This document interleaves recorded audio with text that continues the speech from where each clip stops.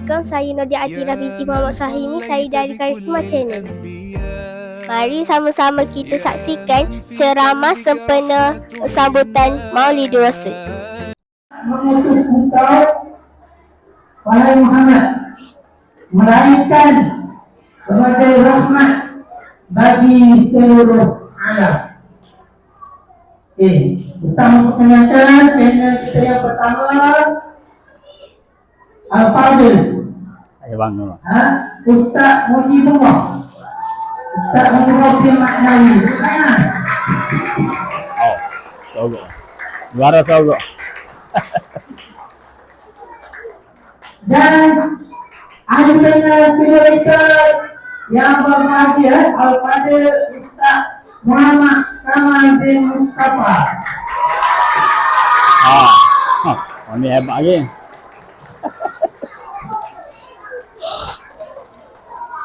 Hari ini kalau kita berkenaan Maulidur Rasul, Maulidur kelahiran Nabi Muhammad SAW.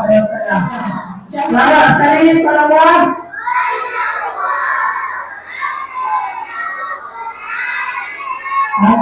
Sallallahu alaihi wasallam. Saya minta adanya kita yang pertama ni terangkan kepada kita semua siapakah Rasulullah sallallahu alaihi wasallam. A'udzu billahi minasy syaithanir rajim. Bismillahirrahmanirrahim. Assalamualaikum warahmatullahi wabarakatuh.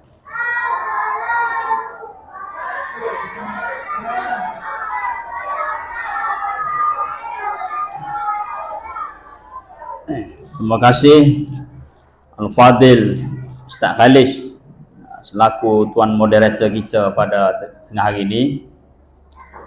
Yang dihormati Tuan Guru Ustaz Muhammad Kamal, yang dihormati guru-guru, ustaz-ustazah dan anak-anak yang dikasihi. Jadi insya-Allah hari ini kita akan mengulang kaji perkara yang sangat penting bagi kita, iaitu cerita tentang Maulidur Rasul. Baik, bila mari saja bulan Rabiul Awal, maka seluruh dunia orang Islam akan menyambut dan mengenangkan kisah kelahiran Nabi kita sallallahu alaihi wasallam. Baik, oleh kerana masa kita tak lama hari ini, Ustaz ringkas. Baik, Ustaz nak awak catat. Siapa ada buku, ada pen, tolong catat. Ini penting. Sebab apa? Kalau awak tak catat, apa yang awak dengar ceramah tahun lepas, Ustaz rasa tak ingat habis. Kenapa? Kerana kata Al-Imam Syafi'i, ilmu ni seperti binatang buruan. Kita ni susah payah nak dapatkan dia. Bila kita dapat ikat dia, kita ni tidak ikat dia, maka dia akan terlepas. Begitulah ilmu. Kalau awak dapat satu ilmu, awak tak catat, maka ilmu itu akan hilang begitu saja. Baik. Nabi kita sallallahu alaihi wasallam lahir pada bila Nabi lahir? 12 Rabiul Awal, hari Isnin tahun bersamaan 20 April 570 Masihi. Siapa ada tulis catat. Pani kuih kita akan tanya soalan. Baik, sebab apa Nabi lahir tahun tu dinamakan tahun gajah? Sebab apa? Nak dengar cerita tak? Dengar boleh. Ceritanya, masa tahun kelahiran Nabi tu berlaku satu peristiwa, yang mana peristiwa ni yang sangat dikenali, diingati oleh orang Arab. Semua dia tahu. Iaitu cerita seorang raja daripada Yaman. Dia datang nak menyerang Kaabah. Dia tengok orang ramai tiap-tiap tahun ke Mekah buat haji, dia pun nak buat juga, nak buat macam Kaabah juga di negara Yaman, nak suruh orang Arab ni pergi ke negara Yaman, tidak pergi ke Mekah. Baik, mereka ceritanya, dia pun buatlah satu bangunan macam gereja lah, dan dinamakan Kullais. Dia punya bangunan dia, bangunan tu sangat tinggi dan dia hias begitu sekali indah. Dia tahu bila orang mari, orang Arab mari, maka dia punya ekonomi akan maju, industri pelancongan dia pun bila siap bangunan dia buat kempen besar-besaran supaya orang Arab mari buat haji di negara Yaman. Nak cerita tingginya bangunan dia ni, dalam Ibnu Katsir dia sebut, kalau orang nak lenggok nak tengok bangunan dia ni tinggi, kalau pakai sokok jatuh sokok tingginya. Sebab itulah songkok ni bahasa Arab dia panggil Qolan Suwatun, dan bangunan yang dibuat tu dinamakan Kullais. Bila orang tengok jatuh sokok. Mereka cerita bila ada kempen orang Arab suruh mari ke Yaman, orang Arab ni cukup marah, kerana orang Arab ni dia begitu sekali menghormati Kaabah. Orang Arab ni kalau dia nak sembelih binatang korban, dia akan sembelih di depan Kaabah. Darah tu dia lesek di Kaabah. Jadi orang Arab ni cukup marah, ada pergi buat tanda di apa? Di bangunan Kullais tadi. Ada yang dia pergi bakar, akhir sekali menyebabkan Raja Abraham mengamuk. Marah dia pun menyiapkan satu angkatan tentera yang cukup besar, yang mana angkatan tentera ni diketuai oleh tentera bergajah. Gajah riwayat sebut ada kata 8 ekor, ada kata 12 ekor. Yang mana ketua bagi gajah tadi namanya, tafsir Ibnu Katsir sebut nama Mahmud. Ada orang nama Mahmud sini. Rupanya nama gajah. Gajahnya Abraham. Mereka cerita dia masuk Mekah, orang Arab ni tak pernah tengok gajah. Orang Mekah ni tak pernah tengok gajah. Terkejut. Semua tak boleh nak buat apa, takutnya kepada gajah. Sehingga kan orang Arab tak mampu nak lawan tentera Abraham. Sampai di satu tempat dia rapah habis semua unta-unta, kambing, unta dia rapah semua, termasuk untanya Datuk Nabi Abdul Muttalib, seramai 200 ekor unta. Jadi bila dia dekat nak masuk nak serang Kaabah tadi, dia panggil Abdul Muttalib. Abdul Muttalib ni masa tu dia ni pemimpin Mekah. Dia panggil untuk berunding. Dia pesan kalau boleh jangan siapa-siapa halang dia nak pergi serang Kaabah hari ni. Jadi Abu Talib kata, wahai Abraham, sesungguhnya kami ni kalau nak lawan, kami ni tak mampu nak lawan. Marinya dengan gajahnya. Kalau gajah mungkin hari ni kita kebal lah. Jadi dia berpesan kepada rakyat-rakyat dia suruh pergi di lereng-lereng bukit, di lembah-lembah lari, kerana gajah nak mari serang Kaabah. Dan kata Abdul Muttalib, wahai Abraham, sebelum musyrah Kaabah ni aku nak minta hantar balik 200 ekor unta aku. Jadi Abraham kata, seorang pemimpin Mekah yang sangat hebat, mari nak minta unta dia balik. Ingat kau nak mari larang dia daripada serang Kaabah? Tak ada standard dia kata. Dia memperlekehkan Abdul Muttalib. Jawab Abdul Muttalib, dia kata, ana ra'iyal ibil, aku adalah tuan kepada unta. Walil Ka'bah rabbu yahmiha, adapun Kaabah itu ada tuan yang menjaga dia. Kalau kamu rasa handalan sangat, kalau rasa hebat sangat, tafaddal, dipersilakan. Mereka cerita bila dekat nak merempuh Kaabah tadi, Kaabah gajah yang menjadi ketua gajah tadi, siapa dekat dengan Kaabah terduduk, tak boleh nak pergi. Tak cakap nak tarik ekor, cocok punggung nak suruh pergi, tak gerak. Kalau pusing ke belah Yaman, laju berjalan. Pusing ke belah belah Syam, laju jalan. Ada ke Kaabah, tak boleh nak pergi. Jadi nak marah ni Abraham pun tak ada arah nak buat. Dia pun pergi tambak rantai kepada kaki gajah tadi, dia tambak keliling Kaabah, nak suruh gajah ni tarik biar terbokeh Kaabah. Jadi rekah cerita cakap nak buat, gajah ni tak boleh nak pergi. Akhir sekali Allah Ta'ala hantar satu pasukan burung daripada arah laut, yang mana kita baca alam tara kaifa fa'ala rabbuka bi ashabil fil alam yaj'al kaidahum fi tadlil wa arsala alaihim tayran ababil. Mari sekumpulan burung yang sangat ramai yang bawa batu. Tiap-tiap ekor burung ada 3 ekor batu. 3 ekor batu. 3 biji batu. 2 di kaki, 2 di paruh dia.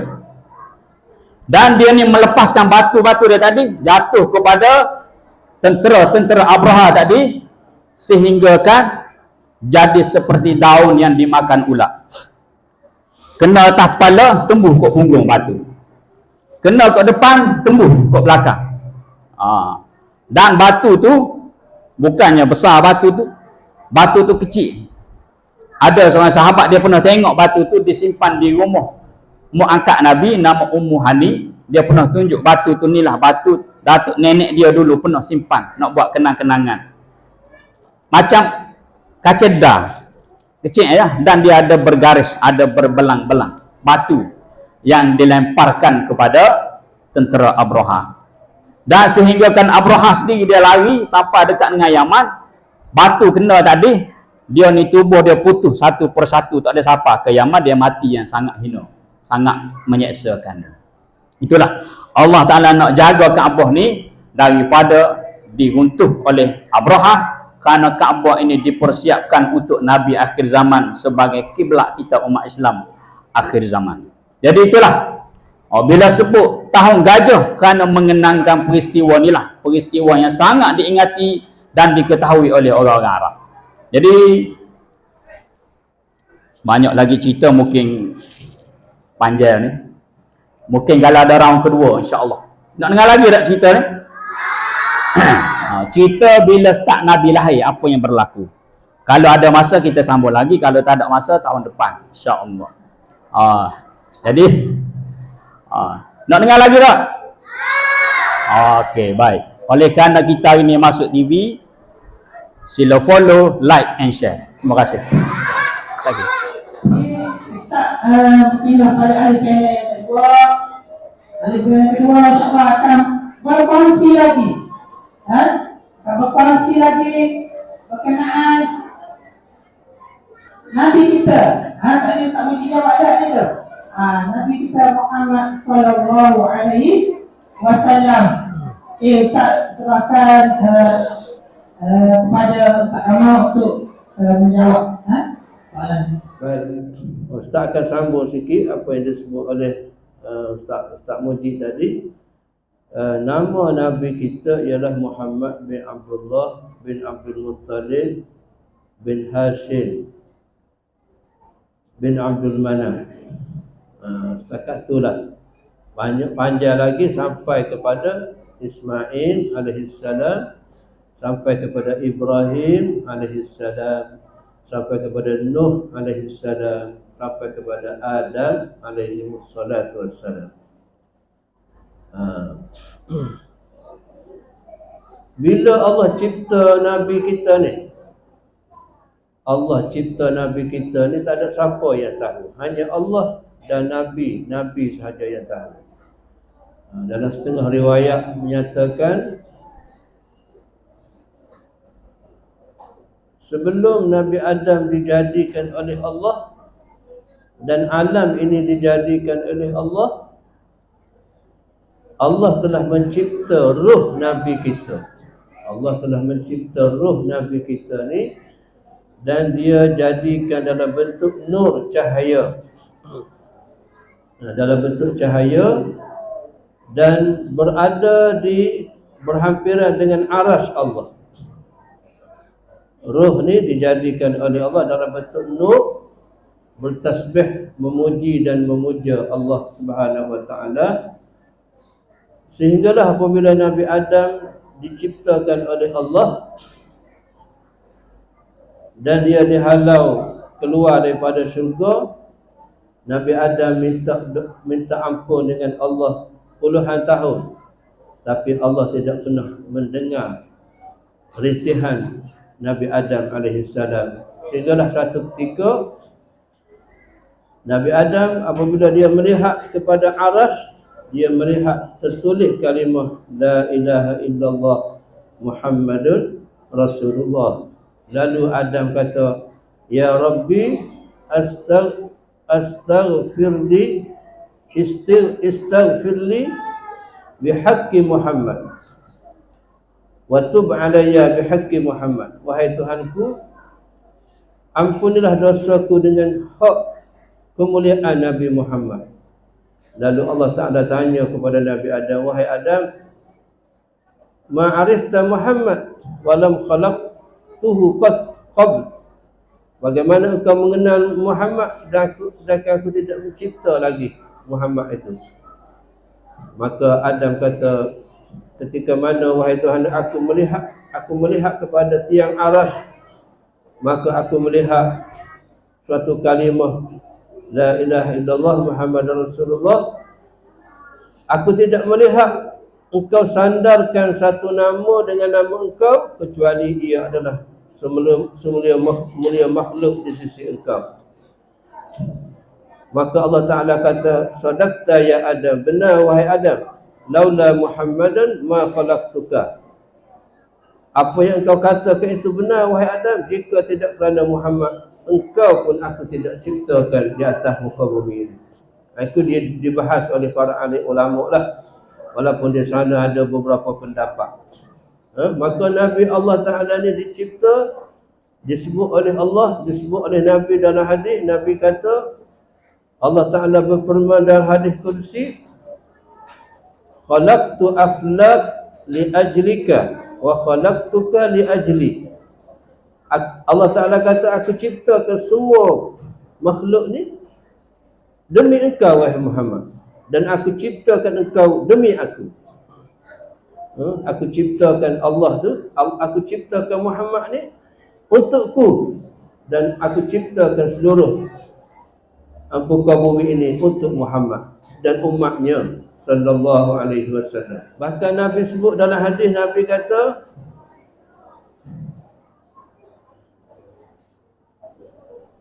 Ana minallah wal mu'min minni. Saya daripada Allah dan sekalian orang beriman itu daripada aku.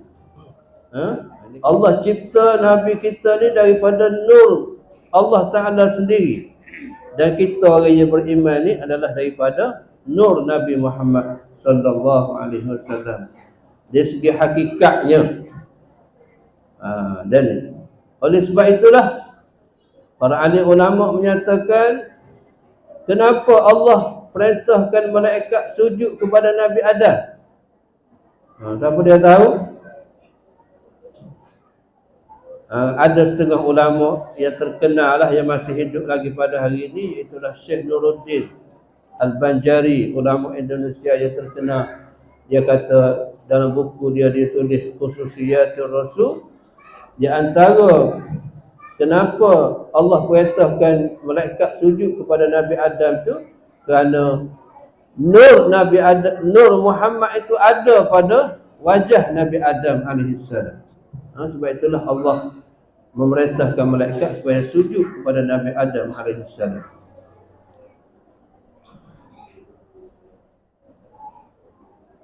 Kalau kita baca cerita kisah Nabi Yusuf, Nabi Yusuf Allah beri kepada kecantikan pada wajahnya. Maka Nabi kita, Nabi Yusuf tu ialah separuh daripada kecantikan Nabi Muhammad sallallahu alaihi wasallam. Nabi Muhammad itu Allah Ta'ala beri sepenuh-penuh kecantikan yang tidak dikurniakan kepada Nabi-Nabi dan Rasul-Rasul alaihi wassalatu wassalam yang lain.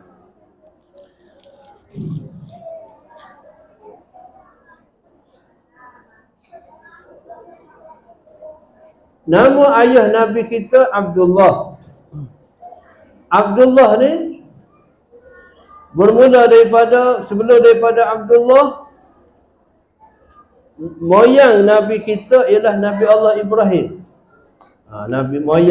Nabi kita ni Nabi Allah Ibrahim.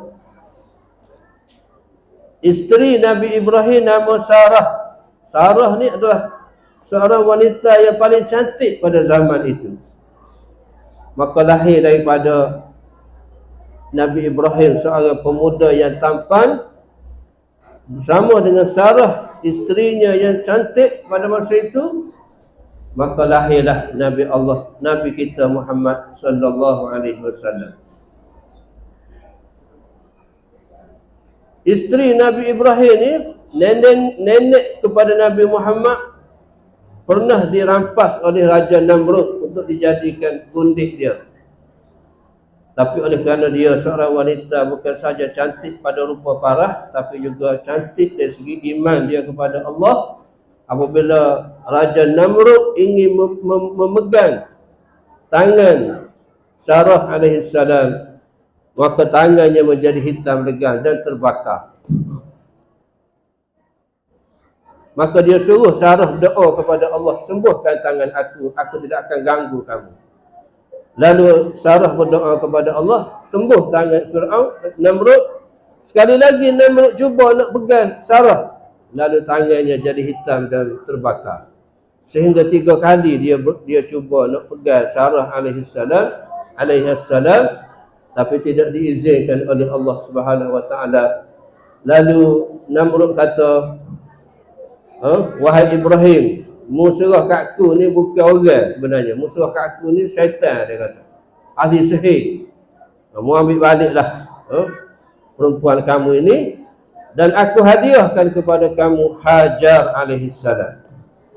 Dan ni hasil kerana mengagumi sikap Nabi Allah Ibrahim ni lah, dan melihat ketakwaan keistimewaan yang ada pada Sarah, maka Raja Namrud telah menghadiahkan Hajar kepada Nabi Allah Ibrahim, dan daripada Hajar itulah dijadikan isteri, dan lahirlah daripada Hajar iaitulah Nabi Allah Ismail alaihissalam, dan daripada keturunan Nabi Allah Ismail sampailah kepada Abdullah. Daripada Abdullah berkahwin dengan ibu Nabi yang bernama Fatimah binti Wahab. Semasa Nabi berada 4 bulan dalam kandungan. Dengan molek ni. Sekali lagi ada soalan kuih ni. Masa Nabi berada 4 bulan dalam kandungan ibunya, maka Abdullah bin Abdul Muttalib, bapanya, telah meninggal dunia dan telah dikebumikan di satu tempat yang bernama Abwa. Dikebumikan di satu tempat bernama Abwa. Kadang-kadang awak tukar, Abwa lain, Kubok lain. Kubok tu ke mana? Masjid yang pertama yang dibina oleh Nabi, Abwa, ialah satu tempat di mana ayah Nabi telah dikebumikan masa usia Nabi 4 bulan dalam kandungan. Sebenarnya sebelum bapa Nabi berkahwin dengan Aminah, Abdullah ini menjadi pujaan ramai wanita di kota Mekah pada masa itu. Semua orang puan nak belaka kepada Abdullah. Sebab apa? Sebab nur Nabi kita itu berada dalam sulbi Abdullah bin Abdul Muttalib. Kerana cahaya kenabian ada pada tubuh badan ayah dia, Abdullah bin Abdul Muttalib. Dan setelah dia berkahwin dengan Aminah, maka nur Nabi itu berpindah pula kepada Aminah alaihissalam, dan menyebabkan Aminah ni wajahnya menjadi berseri-seri. Dan sehinggalah apabila dilahirkan, ketika mana Aminah sedang mengandung kepada Nabi di waktu malam yang sunyi, maka dia melihat cahaya terang menderang di seluruh ufuk langit dan bumi. menandakan bahawa anak yang akan dilahirkan nanti adalah seorang yang menjadi pemimpin besar dan akan menjadi semulia-mulia manusia yang akan dilahirkan di muka bumi ini. Jadi setelah daripada itu, apabila dilahirkan di dunia, siapa yang menjadi bidan kepada Nabi kita, menjadi ibu susuan, yang menjadi ibu susuan kepada Nabi ialah ramai. Cuma Ustaz nak sebut sini 2 orang saja, iaitulah Suwaibah, hamba sahaya kepada Abdul Muttalib, dan seorang lagi iaitulah Halimah As-Sa'diyah. Kemudian Nabi diasuh, 2 orang pengasuh Nabi. Satu orang yang bernama Syaimat, iaitulah saudara susuan dia daripada ibunya Halimah As-Sa'diyah, dan juga seorang lagi bernama Ummu Aiman, iaitulah seorang hamba yang ditinggalkan oleh ayahandanya Abdullah bin Abdul Muttalib. Jadi itulah di antara yang Ustaz dapat sambung sikit kepada apa yang telah disebutkan oleh Ustaz Mujib tadi. Sekadar itu untuk round ni, Allah Ta'ala alam. Okey, terima kasih kepada Al-Fadhil Ustaz Kamal. Dah terjawab tadi kan? Nama kita. Okey, terima kasih Ustaz Kamal sekali lagi. Dan kita pindah kepada ahli pennya, kembali kepada ahli pennya kita yang pertama. Yang ni balik, ni round terakhir. Pusingan terakhir. Kita dengar, mungkin Ustaz Mujib nak sambung cerita tak juga? Nak dengar tak? Nah, Ustaz nampak akan tangan tu macam tak ada orang je. Tak tengok, takut tak ada sini. Okey, jatuh. Okey, Ustaz mempersilakan Ustaz Mujib sekali lagi untuk membuat kesimpulan daripada sambutan kita ini ni. Kita Nabi kita, kasih sayang kita macam mana. Ustaz Mujib nak cerita lagi ni. Okey, boleh? Boleh? Okey, Ustaz Mujib. Baik, terima kasih Tuan Moderator kita yang dihormati ahli panel. Jadi Ustaz Akil kata 3 minit penutup lah, penggulungan. Baik, Ustaz nak sambung sikit lagi. Nak dengar lagi dah ni? Baik. Ustaz cakap ni tanda siapa ada ketah. Tadi Ustaz Kamal sebut, Ustaz nak sambung sikit ya. Ada beberapa peristiwa berlaku semasa kelahiran Nabi. Awak ni Raihan ada buat lagu dia. Ustaz nak nyanyi, Ustaz suara tak sedap. Sebab masuk TV ni tak boleh nyanyi, takut tak jadi. Baik. Pertamanya, bila lahir Nabi, peristiwanya yang berlaku pertamanya terpadamnya api biara Majusi. Yang mana api orang agama Majusi ni dia sembah api, yang mana api ni tidak pernah padam selama 1000 tahun. Tiba-tiba malam kelahiran Nabi, api tadi tiba-tiba terpadam, menandakan lahirnya Nabi akhir zaman. Pertama. Yang kedua, peristiwa yang berlaku runtuhnya istana Kisra Parsi. Pada masa itu istana Parsi ni, Raja Parsi, istana yang paling hebat. Kalau kita hari ni mungkin macam Pentagon lah di Amerika. Pada malam tu tiba-tiba runtuh istana rajanya Parsi. 2. Yang ketiga, berlakunya cahaya yang sangat terang di langit di Mekah. Ada riwayat sebut di negara Syam, seluruh Syam cahaya terang benderang. Negara Syam ni kalau dululah sebelum dipecahkan oleh orang Inggeris ni, orang putih, Syria, Lebanon, Palestin dan Jordan, ni semua dia panggil negara Syam. Masa kelahiran Nabi, di langit ini seluruh penduduk Syam dia tengok cahaya yang terang di langit. 3 benda berlaku apabila lahirnya Nabi SAW, dan ahli kitab yang baca kitab dia tahu ini peristiwa lahirnya Nabi akhir zaman. Orang Yahudi, orang Nasrani, Yang baca kitab Taurat, kitab Injil, dia tahu ini telah lahirnya Nabi akhir zaman, Nabi Muhammad sallallahu alaihi wasallam. Tama. Yang kedua, ni poin terakhir. Nak cerita tentang kelebihan Nabi kita sallallahu alaihi wasallam. Tadi Ustaz Kamal sebut orang yang menyusu Nabi. Bila Nabi lahir, pertamanya yang menyusu Nabi mak dia Aminah binti Wahab. Yang kedua, Ustaz Kamal sebut adik siapa dia? Suwaibah Al-Aslamiyah. Yang ketiga, siapa dia? Halimatus Sa'diyah. Ustaz nak sebut cerita pasal Halimah Sa'diyah 2 minit. Ceritanya menjadi tradisi orang Arab. Dia akan hantar anak dia ke kampung-kampung, nak hantar kepada mok susu. Ataupun orang kampung, dia akan pergi ke bandar mencari anak-anak orang untuk ambil upah menyusu.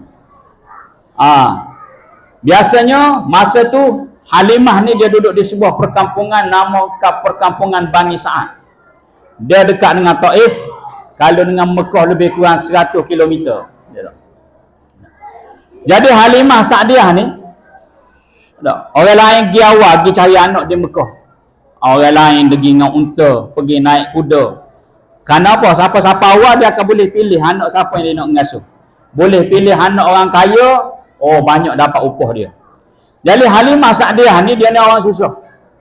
Dia hanya ada seekor keldai. Keldai pun uzur, donkey. Orang lain ada kuda, orang lain ada unta. Kalau kuda hari ni mungkin kereta. Kalau unta mungkin MPV. Donkey motor buruk. Tapi tak apalah, dia bincang dengan suami dia. Tak apalah, kita slow-slow, tak apalah. Kita terimalah. Baby mana yang kita terima, kita redalah, kata dia. Sampai di Mekah, habis dah. Orang pilih habis dah. Baby-baby ni anak-anak orang kaya, anak-anak orang bangsawan. Akhir sekali dia jumpalah. Nak balik dah, tak ada orang dah. Tak ada baby dah. Akhir sekali jumpalah dengan Aminah. Aminah pun builah menyusu. Dia kata biarlah, dia cakap pada suami dia, kita dapat anak orang miskin pun tak apalah. Ini rezeki kita, nak buat mana dia ada. Dia pun ambil saja Nabi tadi, baby tadi. Dia ni masa tu dia riwayat sebut susu dia tak berapa nak ada. Kurus. Orang miskin. Makan tak ada zat. Dia pun ambil, mula-mula dia letak Nabi di apa ni? Di susu dia ni. Tiba-tiba air susu keluar melimpah-limpah. Menandakan berkatnya Nabi. Dia kata pelik budak ni, dia kata. Dia pun ambil, terus dia bawa balik ke Bani Sa'ad dia. Dalam perjalanan balik, keldai dia tadi uzur, jalan slow, naik saja Nabi atas belakang dia, berlari. Bunga balik ke Taif. Dan orang lain hak balik awal dengan kuda, dengan unta. Tak sapa lagi, dia sapa dah. Inilah nak menandakan berkatnya Nabi kita sallallahu alaihi wasallam. Jadi banyak lagi cerita dengan Halimatus Sa'diyah. Ustaz nak cerita, masa Ustaz Ki kata 3 minit. Jadi kalau nak dengar lagi, kita akan sambung lain kali. Ataupun kalau tak ada ceramah, kita sambung tahun depan, insya-Allah. Jadi penuh keberkatan yang berkekalan sehingga akhirat nanti. Ni keistimewaan Nabi kita. Keberkatan dia apa? Sampai akhirat, sampai ke mahsyar. Keberkatnya Nabi kita, Nabi terakhir. Alhamdulillah. Siapa umat Nabi Muhammad sini? Ramainya tu umat tu. Alhamdulillah. Agak Nabi kenal kita belakang gini. InsyaAllah. Nabi kita penuh keberkatan. Jadi jangan lupalah. Bila Nabi, nama Nabi kita disebut tu, jangan lupa kita turut bersalawat. Berselawat. Jangan lupa berselawat. Kata ingat ke Nabi, tapi bila nama Nabi sebut, kita tidak berselawat. Tak kena. Terima kasih kepada tak menjawab. Kesimpulan yang sangat padat. Ada soalan situ waktu tu? Ada soalan. Catat ada Catat? Okey, alhamdulillah. Okey, seterusnya Ustaz pergi kepada ahli panel kita yang kedua pula. Kita dengar Ustaz Kamal nak buat kesimpulan ni, kisah Rasulullah sallallahu alaihi wasallam. Jadi untuk itu Ustaz serahkan mic ini kepada Ustaz Muhammad Kamal. Silakan.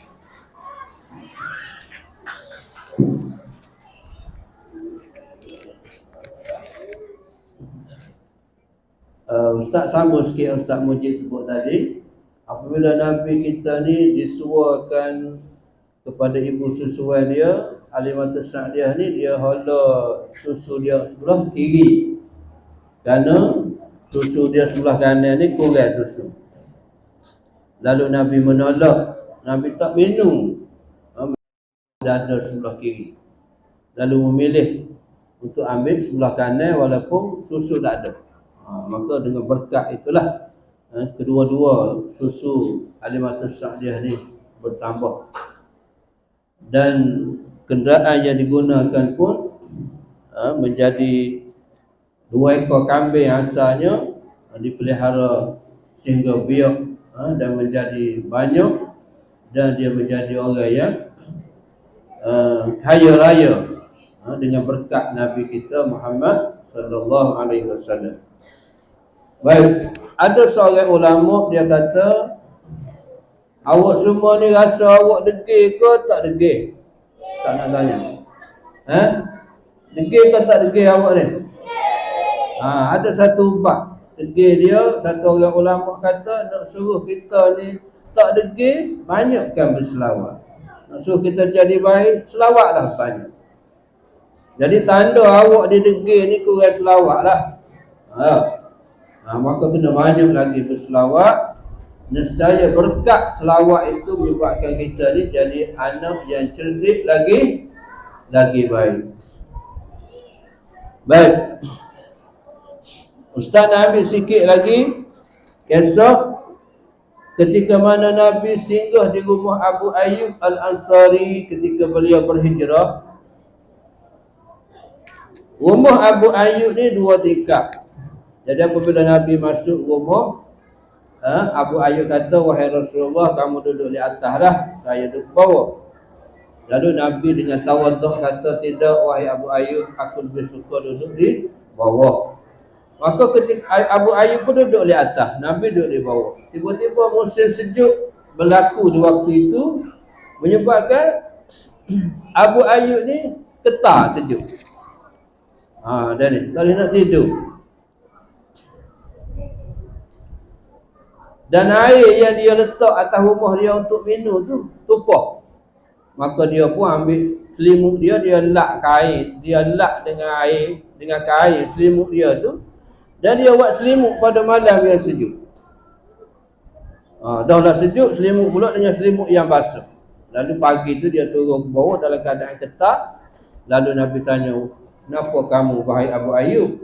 Kata dia, ya Rasulullah, aku telah kesejukan yang amat sangat. Lalu Nabi kata, kalau begitu aku tidur di atas lah, kau tidur di bawah. Kemudian pada malam tu berlaku pula musim panas. Dia bertukar musim panas. Pada masa Nabi duduk di rumah Abu Ayyub tu, menyebabkan Nabi duduk di tingkat atas ni berpeluh.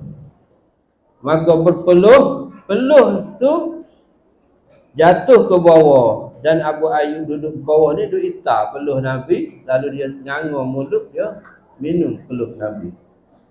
Tak ada sesuatu yang lebih harum, lebih daripada peluh Nabi kita sallallahu alaihi wasallam. Dalam keadaan begitu, Nabi turun bawah, tanya Abu Ayyub, mu duduk apa tu? Abu Ayyub kata, ya Rasulullah, aku duduk minum peluh kamu. Maka Nabi kata, wahai Abu Ayyub, tidaklah seorang manusia yang bercampur peluh aku dengan peluhnya, maka dia akan diharamkan neraka tubuhnya. Maka Abu Ayyub berasa tak ada orang yang lebih bertuah daripada dirinya. Jadi kita tak ada dah nak jumpa Nabi, tak ada dah nak pegang Nabi, nak peluh Nabi, tak ada dah. Ada seorang sahabat tu, dia diitar sama. Ada yang di kalangan para sahabat Nabi ni, dia tengok Nabi berbekam, darah Nabi bekam tu dia makan, dia minum. Dan ada di kalangan sahabat juga, dia tengok Nabi pergi buang air besar, air kecil mana, dia turun pergi. Ada yang apabila dia sudah Nabi buang air besar, air kecil, dia berlari pergi nak ambil najis Nabi tu. Tapi Allah telah memerintahkan kepada bumi supaya menelan semua sakit baki daripada apa yang dibuang oleh Nabi sallallahu alaihi wasallam. Itulah kemuliaan yang dapat kita lihat bahkan di kalangan para sahabat pernah membandingkan Nabi ni kalau dia duduk di antara wajah Nabi dan bulan purnama, para sahabat kata wajah Nabi itu lebih indah daripada bulan purnama. Kalau matahari itu nur fil ard, nurun Nabi nurun fid dunya wal akhirah. Kalau matahari ini menerangi dunia, maka nur Nabi kita itu menerangi kehidupan dunia dan akhirat. Maka oleh itulah marilah sama-sama kita merasakan betapa besarnya nikmat kita menjadi umat Muhammad sallallahu alaihi wasallam dan berusahalah untuk mengamalkan sunnahnya di sepanjang hidup kita. Mudah-mudahan kita semua akan mendapat syafaat Nabi pada hari kiamat nanti. Jadi itulah untuk dekat ulasan akhir daripada Ustaz. Sekian saja. Assalamualaikum warahmatullahi wabarakatuh.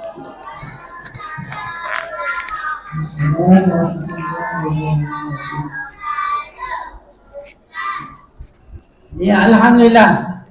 Dengan akhirnya tadi kesimpulan yang disampaikan oleh Ustaz Kamal dan Ustaz Mujibullah, maka forum kita pada hari ini telah berada di akhir. InsyaAllah kita akan bertemu lagi pada forum-forum yang akan datang. Kalau ada jemputan lagi Ustaz dah. Mana nak berharap ada jemputan, kita agak tak ada jemputan apa ni.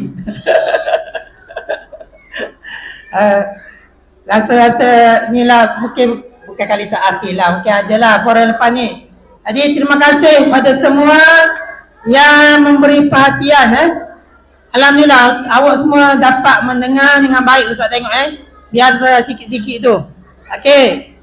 Jadi Ustaz akhiri forum kita ini dengan lafaz yang mulia. Wabillahi taufiq wa hidayah. Wassalamualaikum warahmatullahi wabarakatuh.